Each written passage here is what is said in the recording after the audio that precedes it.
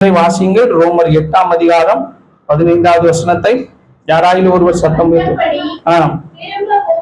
பயப்படுகிறதற்கு நீங்கள் அடிமைத்தனத்தின் ஆவியை பெறாமல் அப்பா பிதாவே என்று கூப்பிட பண்ணுகிற புத்திர சுவிகாரத்தின் ஆவியை பெற்றீர்கள். புத்திர சுவிகாரத்தின் ஆவியை பெற்றீர்கள். கவனியங்கள், ஒரு குழந்தை பயந்தா அந்த குழந்தை முதல்ல யாரை தேடும் தெரியுமா? அம்மாவையோ அல்லது அப்பாவையோ தேடும். ஏன்னா அப்பாவின் இடத்துல பாதுகாப்பு இருக்கிறது, அம்மாவின் இடத்துல அரவணைப்பு இருக்கிறது.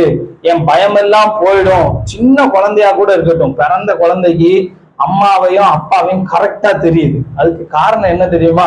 அதுக்கு உள்ளக்கே கடவுள் வச்சிருக்கிறார், இதுதான் என் அம்மா அப்படின்னு சொல்லி. இங்க நாம் வசனத்துல வாசித்தோம், நம்முடைய அப்பா நம்மை நேசிக்கிறார். நம்மை நேசித்ததுனால நம்மளுக்கு என்ன அதிகாரம் கொடுத்திருக்கிறாராம்? புத்திர சுவிகாரத்தின் ஆவி. புத்திர சுவிகாரம்னா என்ன தெரியுமா? தத்து எடுத்துக்கொண்டார். கர்த்தர் உங்களையும் என்னையும் என்ன செய்தார்? தத்து எடுத்துக்கொண்டார். அவருடைய பிள்ளைகளால் தத்து எடுத்துக்கொண்டார். உண்மையிலே நாம தேவனுடைய பிள்ளைகள் கிடையாது. தேவனுடைய பிள்ளைகளா இருந்தோம்னா நம்ம தேவனை போல இருந்திருப்போம். ஆனா கடவுள் என்ன செஞ்சாரு? தாமாக முன் வந்து உங்களையும் என்ன செஞ்சுக்கிட்டாராம்? தத்து எடுத்துக்கிட்டார், அடாப்ட் பண்ணிக்கிட்டார். அந்த அடாப்ஷனை பத்தி தான் வசனம் சொல்லுகிறது. புத்திர சுவிகாரத்தின் நான் 5 காரணங்களை சொல்ல போகிறேன். நாம ஏன் தேவனை அப்பா பிதாவேன்னு கூப்பிடுகிறோம்னு 5 காரணத்தை சொல்ல போகிறேன்.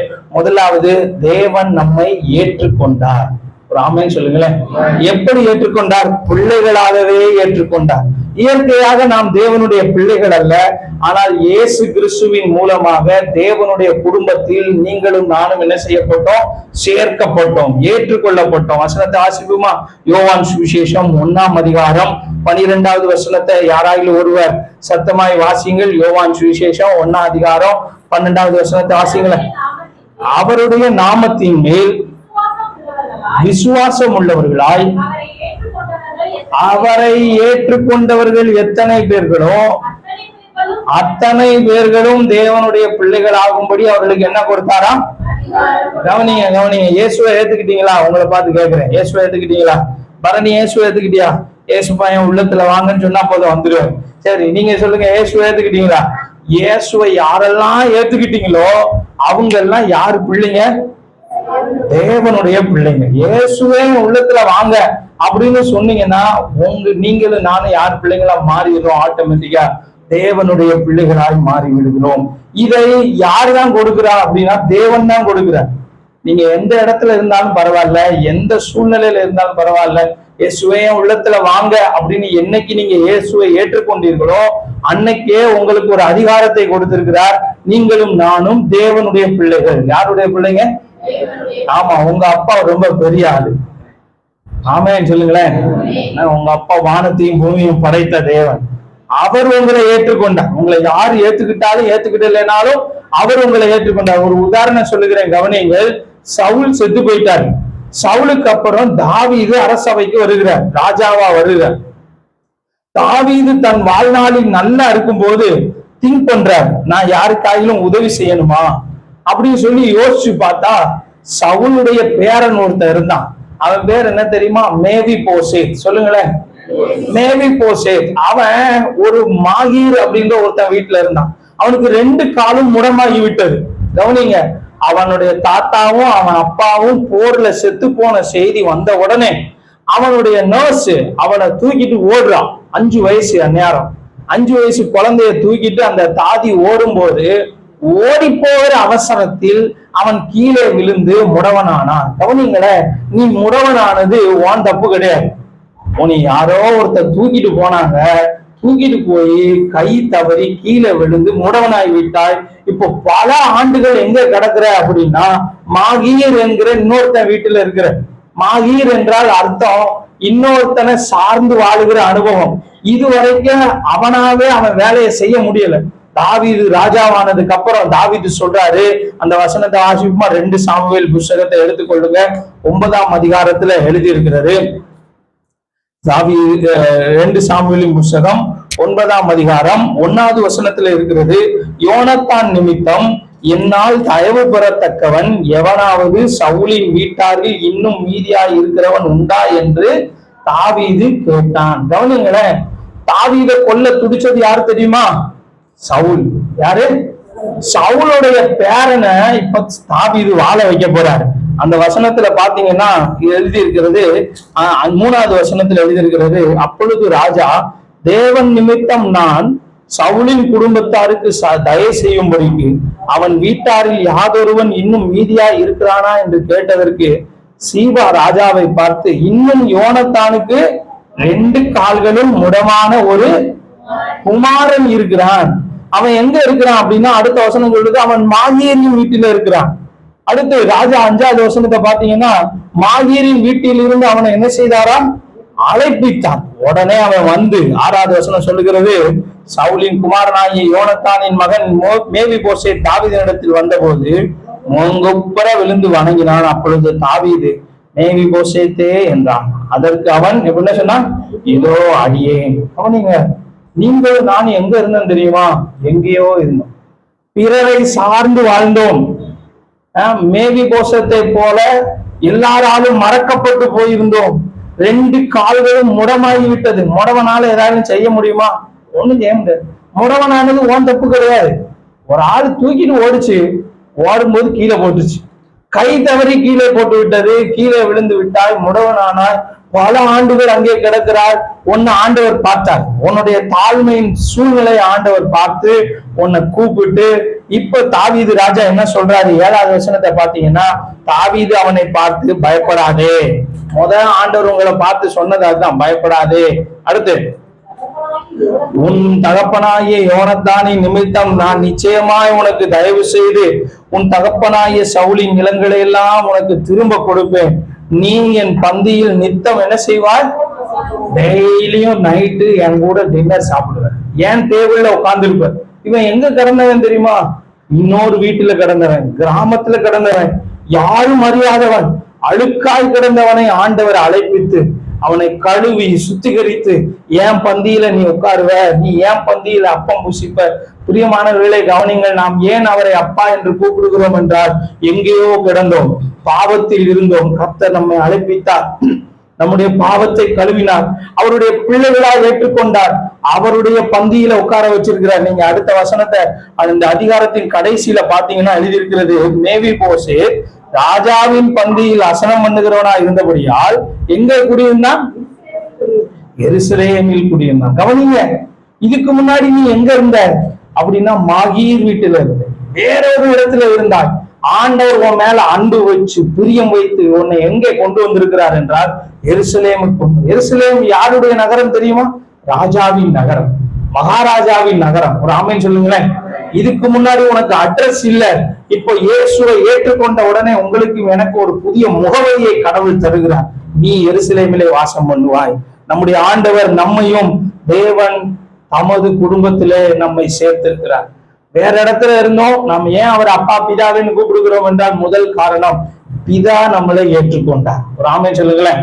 யாருடைய ரெக்கமெண்டேஷன்ல ஆண்டவருக்கு தேவை கிடையாது, அவரே உங்களை ஏற்றுக்கொண்டார். 2வது, ஆண்டவரை நாம் ஏன் அப்பா என்று கூப்பிடுகிறோம்?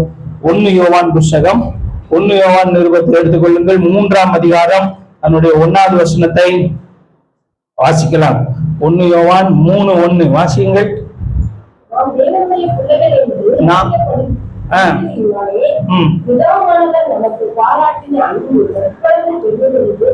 கவனிங்க, நாம் தேவனுடைய பிள்ளைகள் என்று அழைக்கப்படுவதனாலே பிதாவாகிய தேவன் நமக்கு பாராட்டின அன்பு எவ்வளவு பெரியதென்று பாருங்கள். உலகம் அவரை அறியாதபடினாலே நம்மையும் 2வது காரணத்தை சொல்லுகிறேன். 2வது, நாம் ஏன் அவரை அப்பா பிதாவின்னு கூப்பிடுகிறோம்? முதல்ல நான் சொன்னேன், அவர் நம்மை பிள்ளைகளா ஏற்றுக்கொண்டார். 2வது, தேவன் நிபந்தனையற்ற அன்பினால் உங்களையும் என்னையும் நேசிக்கிறார். ஒரு ஆமென் சொல்லுங்களேன். இந்த உலகத்துல நிபந்தனை இல்லாமல் நேசிக்கிறது 2 பேர் தாங்க. யாரு? தாய் தகப்பன், 2வது நான் சொல்லுவேன் கடவுள். ஒரு ஆமென் சொல்லுங்களேன். நிபந்தனையான அன்புன்னா என்ன தெரியுமா? நீ கொடுத்தா நான் கொடுப்பேன். ஏன்னா பக்கத்து வீட்டுக்கு குழம்பு கொடுத்துட்டு இருக்காங்க, அந்த பாத்திரத்தை வெறும் பாத்திரமா கொடுக்கூடாதுன்னு சொல்லி உங்க வீட்டுல ஏதாவது டிஷ் செஞ்சு அதை ஃபில் பண்ணி கொடுத்து விடுறீங்கல்ல, அது நிபந்தனையான அன்பு. ஆனா ஆண்டவர் நேசிக்கிற அன்பு எப்படிப்பட்ட அன்பு? நிபந்தனை இல்லாத அன்பு. இந்த உலகத்தில் இருக்கிற பல அன்புகள் நிபந்தனைக்கு உட்பட்டவைகள். நிபந்தனையோடு கூடிய அன்பு. யோபுன்னு ஒருத்தர் இருந்தாரு, யோபுடைய மனைவி. நான் நினைக்கிறேன் யோபு பயங்கர சீமான், பயங்கர செல்வந்தர், எல்லாமே இருந்தது. ஆனா யோபுடைய வாழ்க்கையில ஒரு பிரச்சனை வந்துச்சு. பிரச்சனை வந்த உடனே யோபுவின் மனைவி என்ன சொல்லுகிறா? நீ தேவனை தூசித்து என்னதை விடு, ஜீவனை விடு. நீ ஏன்டா உயிரோட இருக்க? கட்டின பொண்டாட்டி கூட சில நேரம் என்ன செஞ்சிருவா? நீ ஏன் உயிரோட இருக்கன்னு கேட்டுருவா. சிரிக்கிறீங்க ஆண்கள்லாம் என்ன என்ன? அப்ப நிறைய பேர் கேட்டிருக்காங்க போல, கவனிங்க. ஆனா ஆண்டவருடைய அன்பு எவ்வளவு பெரியதென்று பாருங்கள். அது நிபந்தனை இல்லாத அன்பு.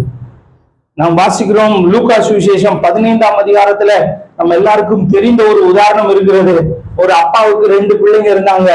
சின்னவன் போய் அப்பாட்ட கேட்கிறான், அப்பா உங்க சொத்துல பாதியை எனக்கு கொடுங்க, எனக்கு வர வேண்டிய பங்கை எனக்கு கொடுங்கன்னு உடனே அப்பா பிரிச்சு கொடுக்கிறார். கேட்ட உடனே கொடுக்கிறவர் தான் அப்பா. ராமன் சொல்லுங்க. அவர் கேட்கல, கேள்வி கேட்கல. டே இதை வச்சு என்ன செய்வா, இதை வச்சு என்ன பண்ண போற, கேள்வி கேட்கல. பிரிச்சு கொடுத்தாரு, வாங்கிட்டு போனா. வாங்கிட்டு போய் துன்மார்க்கமாய் ஜீவனம் பண்ணி அந்த ஆசிகளை எல்லாம் என்ன செய்து விட்டானா? அழித்து போட்டான். தேசத்துல பஞ்சம் வந்து விட்டது. ஒரு தேசத்து குடிகளில் ஒருவனிடத்தில் போய் என்ன செய்தானா? ஒட்டி கொண்டான். அங்க போய் ஒட்டிக்கிட்டான். யாரும் அவனை வேலைக்கு எடுக்கல, அவனே போய் சேர்ந்துக்கிட்டான். பன்றிகளின் தவிட்டினால் தன் வயிற்றை நிரப்ப எப்படி இருந்தானா?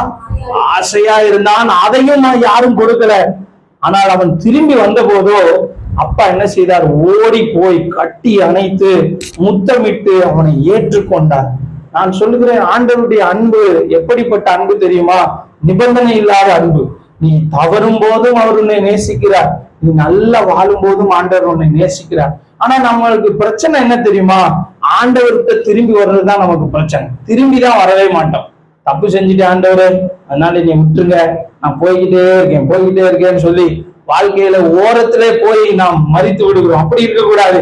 அப்பா வீட்டுக்கு திரும்பி வந்தா உங்களுக்கு நிச்சயமா சந்தோஷம் உண்டு. ராமன் சொல்லுங்களேன். நாம் ஏன் ஆண்டவரை அப்பா பிதாவே என்று கூப்பிடுகிறோம் என்றால், நம்முடைய தேவன் நம்மை நிபந்தனை இல்லாமல் நேசிக்கிறார். இதை நீங்க மறந்துடவே கூடாது. ராமன் சொல்லுங்களேன். நீங்க வாழ்க்கையில தவறும் போது, பிரச்சனைக்குள்ளாகும் போது, உங்க வாழ்க்கையே கேள்விக்குறியாகும் போது நீங்க கவலைப்படக்கூடாது.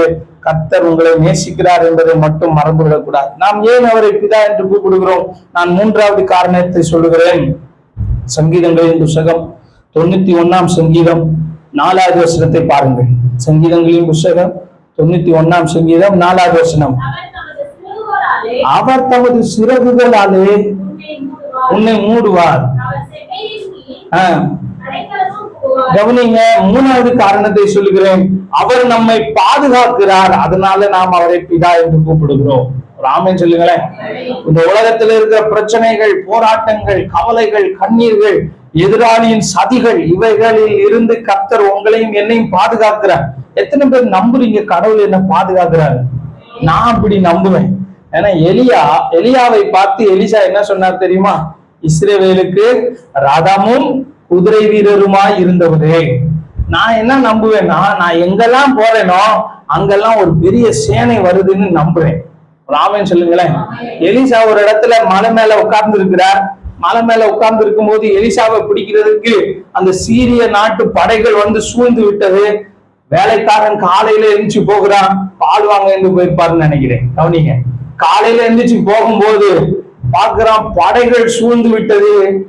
வேகமா ஓடி வந்து, ஐயோ ஆண்டவரே நாம் என்ன செய்வோம், நம்மளை பிடிக்கிறதுக்கு சீரியா நாட்டு படை வந்து விட்டது. உடனே எலிசா சொல்றாரு, அவர்களோடு இருப்பதை காட்டிலும் நம்மோடு இருப்பவர்கள் அதிகம் அப்படின்னு சொன்ன உடனே இவனுக்கு நம்ப முடியல.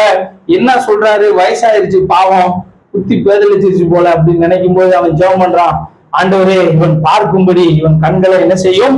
திறந்தரலும். உடனே திறந்தா வசனம் சொல்லுது, அந்த மலை முழுவதிலும் அக்னிமயமான ரதங்களும் அக்னிமயமான குதிரைகளும் இறங்கி இருந்தது. நான் நம்புறேன், ஒரு தேவ ஊழியக்காரன் ஒரு இடத்துக்கு போகும்போது நமக்கு முன்னாடி ஒரு பெரிய போர்ஸ் ஆண்டவர் இறக்கி இருப்பார்.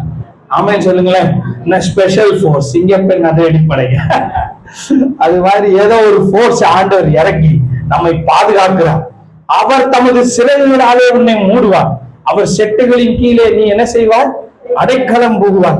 பாதுகாக்கிறார்ன்றதுனால உங்களுக்கு ஆபத்து வராதுன்னு இல்லை, ஆபத்து வரும். வசனம் சொல்லுது, உனக்கு எதிராக உருவாக்கப்படும் எந்த ஆயுதமும் ஆயுதம் உருவாக்கப்படும், ஆனா அது வாய்க்காது. ஆயுதத்தை உருவாக்குவார்கள், குழி வெட்டுவார்கள், ஆயுதம் உருவாக்குவார்கள். மொர்தெகாய்க்கு விரோதமா மொர்தெகாய்க்கு விரோதமாய் ஆமான் என்னத்தை உருவாக்கினா? தூக்கு மரத்தை உருவாக்கினான், ஆனால் அது வாய்க்கவில்லை. பிரியமானவர்களே, நம்மை பாதுகாக்கிற ஒரு பிதா உங்க மேல கண் வைத்து அவர் பாதுகாக்கிறார். வசனம் சொல்லுகிறது, இஸ்ரவேலை காக்கிறவர் சொல்லுங்களேன், உறங்குவதும் இல்லை தூங்குவதும் இல்லை. அவர் கண்ணையே மூட மாட்டார். கண் உறங்காமல் பாதுகாக்கிற தேவன். ஒருவேளை கண் உறங்கி படகுல தூங்கினது போல இருக்கலாம், அவர் தூங்காமல் உங்களை பாதுகாக்கிறவர். எழுந்திருந்து காற்றே கடலே அமைதியாகிறேன் என்று சொல்லி அதட்டி உங்களை பாதுகாக்கிறவர். இன்னைக்கு நீங்க எதையாச்சும் நினைச்சு பயப்படுறீங்களா? ஒரு நல்ல பிதா இருக்கிறார், உங்க மேல கண் வைத்து உங்களை பாதுகாக்கிறார். உங்க பிள்ளைங்களை நீங்க பாதுகாக்க முடியாதுங்க குறிப்பிட்ட டைமுக்கு அப்புறம்.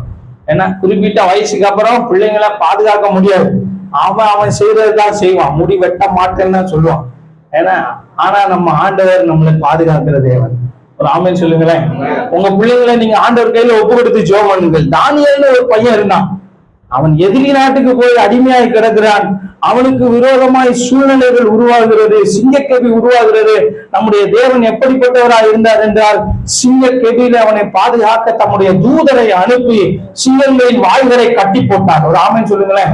உங்க பிள்ளைங்களுக்காக நீங்க ஜெபம் பண்ணணும், கர்த்தர் உங்க பிள்ளைங்களை பாதுகாப்பார்.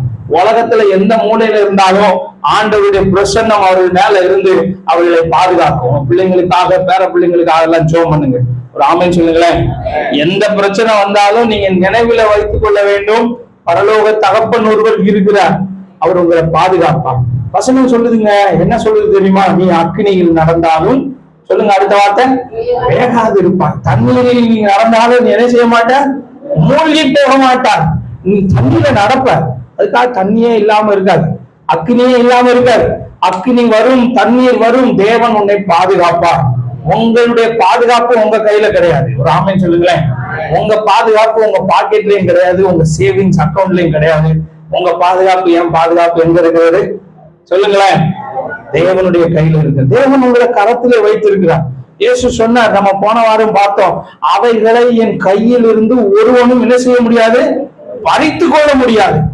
இதை தந்த என் பிதா எல்லாரிலும் பெரியவராக இருக்கிறபடினால யாரும் உங்களை என் கையில இருந்து பிரிக்க முடியாது நான் சொல்றேன். மூணாவது நான் ரீசன் சொன்னேன், நம்முடைய ஆண்டவர் நம்மை பாதுகாக்கிறவர். ஒரு ஆமென் சொல்லுங்களேன். நாலாவது காரணத்தை சொல்லுகிறேன், வாசிப்போம். யோவான் சுவிசேஷம் 3ஆம் அதிகாரம் 16வது வசனத்தை பாருங்க. நம்ம எல்லாருக்கும் தெரிந்த வார்த்தை. யோவான் சுவிசேஷம் 3ஆம் அதிகாரம் 16வது வசனம். தேவன் தம்முடைய ஒரே பேரான குமாரனை, வாசிங்களேன். தேவன் தம்முடைய ஒரே பேரான குமாரனை விசுவாசிக்கிறவன் எவனோ அவன் கெட்டு போகாமல் நித்திய ஜீவனை அடையும்படிக்கு அவரை தந்தருளி. நாலாவது காரணத்தை சொல்லுகிறேன், ஏன் நாம் அவரை அப்பா பிதாவே என்று அழைக்கிறோம் என்றால், அவர் நமக்காக தியாகம் செய்கிற அப்பா. ஒரு ஆமென் சொல்லுங்களேன். இந்த உலகத்துல இருக்கிற அப்பாவே தியாகம் செய்வாருன்னா என்ன? வேலை பார்த்து நிலக்கரி சுரங்கத்துல 360 பேரு வெஸ்ட் விர்ஜீனியாவில அவங்க வேலை செஞ்சுக்கிட்டு இருக்கும் போது அவங்க நிலச்சரிவு ஏற்பட்டு 360 பேர் செத்து போயிட்டாங்க. அவங்க உழைச்சதெல்லாம் எதற்காகன்னா அவங்க குடும்பத்துக்காக. அன்னையில இருந்து இந்த தந்தையர் தினம் கொண்டாடுகிறார்கள். உலகத்துல இருக்கிற அப்பாவே தியாகம் பண்ணுவார் என்றால், பரலோக பிதா தியாகம் பண்ணி இருக்கிறார். யாரை தியாகமாய் கொடுத்திருக்கிறார் தெரியுமா? இயேசுவை தியாகமாய் கொடுத்திருக்கிறார். ஒரு ஆமென் சொல்லுங்களேன். இயேசுவையே தம்முடைய ஒரே பேரான குமாரன், ஒரே குமாரன், அந்த ஒரே பிள்ளையையும் இந்த உலகத்துக்கு கொடுத்துட்டாரு மறிக்கிறதுக்கா. இயேசு வந்தாரு, இயேசு என்ன செஞ்சாரு தெரியுமா?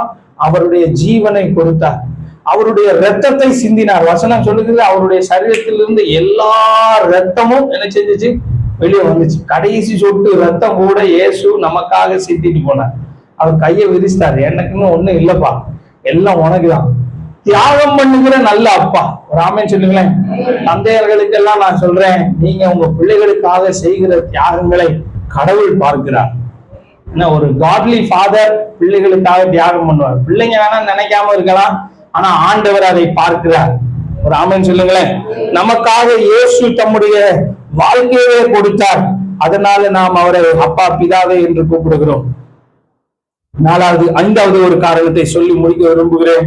வாசிக்கலாம். நீதிமொழிகள் புஸ்தகம் 5-6 வசனங்களை மட்டும் வேகமா வாசிங்க. நீதிமொழிகள் புஸ்தகம் 3ஆம் அதிகாரம் 5-6. 5-6 அப்படியே யோசிக்கிறீங்களா? சரி. உன் சுய புத்தியின் மேல் சாராமல்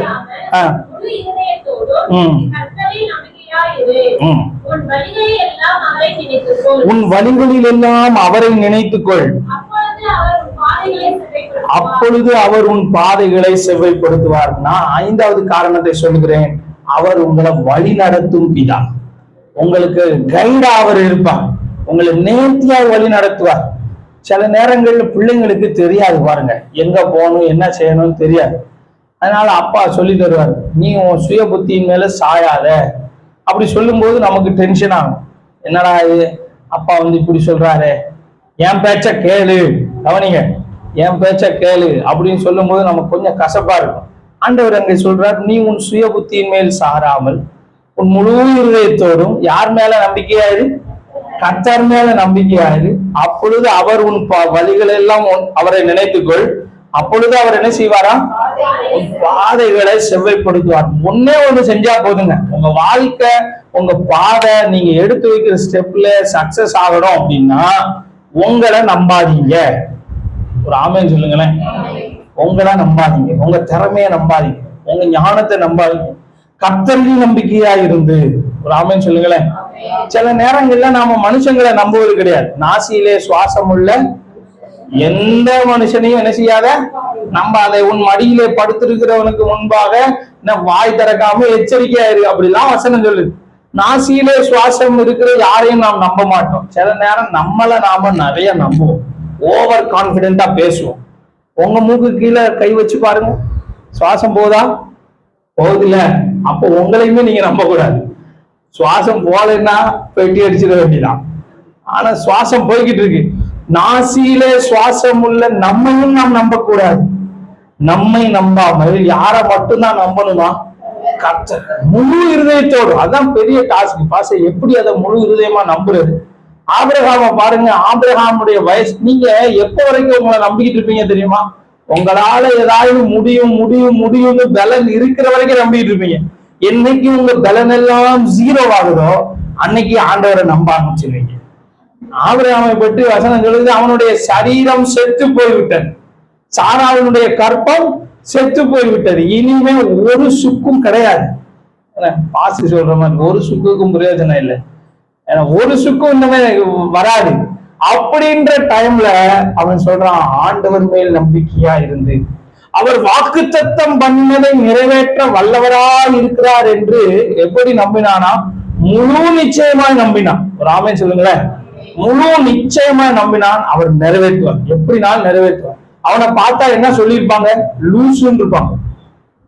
கண்டிப்பா சொல்லியிருப்பாங்கல்ல, பாவம் வயசாயிருச்சு, 100 வயசாயிருச்சு, அவர் லூஸ் ஆயிட்டாரு, அவர் அப்படிதான் பேசிக்கிட்டு இருப்பாரு, கண்டுக்காதீங்க அப்படின்னு சொல்லியிருப்பாங்க.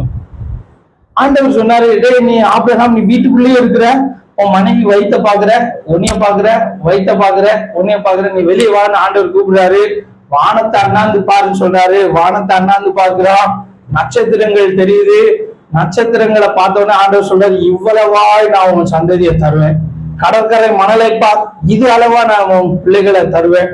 பூமியின் மணல் தனையாய் இவ்வளவு திரளாய் தருவேன். அப்போது அவன் வெளியில பார்க்கும்போது, வானத்தை பார்க்கும்போது அவனுடைய திங்கிங்ல என்ன ஓடிக்கிட்டு இருந்திருக்கும்? இவ்வளோ பிள்ளைங்களை தருவார், இவ்வளோ பிள்ளைகளை. நம்புவதற்கு ஏதும் இல்லை.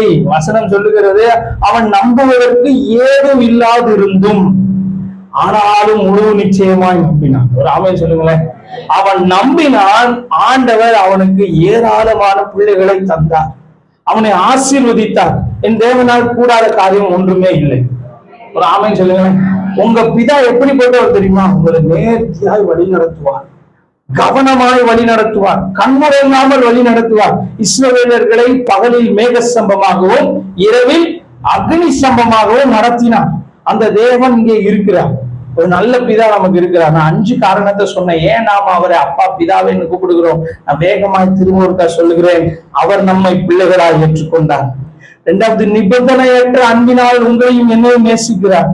3வது, நம்மை பாதுகாக்கிறார். நம்முடைய தேவன் நம்ம மேல கண் வைத்து பாதுகாக்கிறார். 4வது, நமக்காக தியாகம் செய்கிற ஒரு நல்ல பிதா, தியாகம் செய்தார்.